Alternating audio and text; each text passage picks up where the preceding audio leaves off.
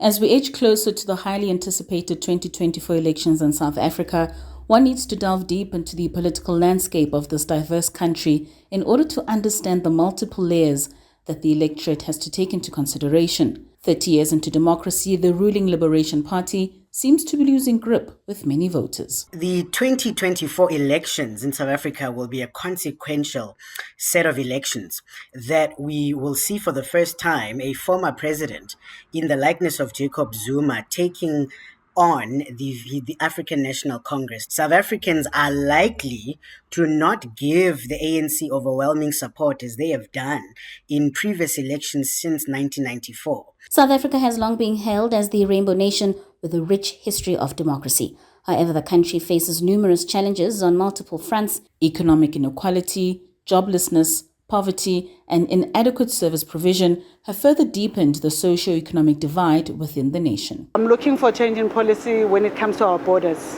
There needs to be change because our borders, they're too open, man. Currently, I've got so many challenges, such as unemployment.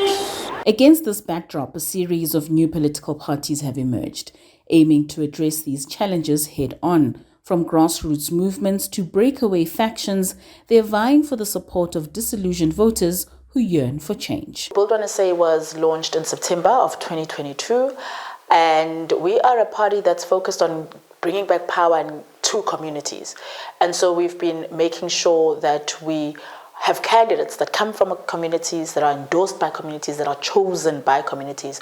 Our policies actually come from communities, and what our policies do is they give power back to communities. For the first time ever, over 50 parties are on the national ballot paper. Some of these new parties bring fresh perspectives, but they face an uphill battle in challenging the dominance of the established political parties who have long held power. The presence of Jacob Zuma and the fact that he is likely to be a member of parliament will be consequential. This means that for the first time, the ANC, the DA, and the IFP will need each other, because if these three parties can come together, they are likely to muster about 62.5% of the electorate. The Independent Electoral Commission has announced that it's all systems go as the printing of ballots is in motion. A new narrative is emerging, driven by challenges faced by the nation and the aspirations of its people. The choices ahead will greatly carry significance for the future of South Africa, shaping the path to a more inclusive, prosperous, and united nation. I'm Gatla Khomsomi for Africanews, Johannesburg, South Africa.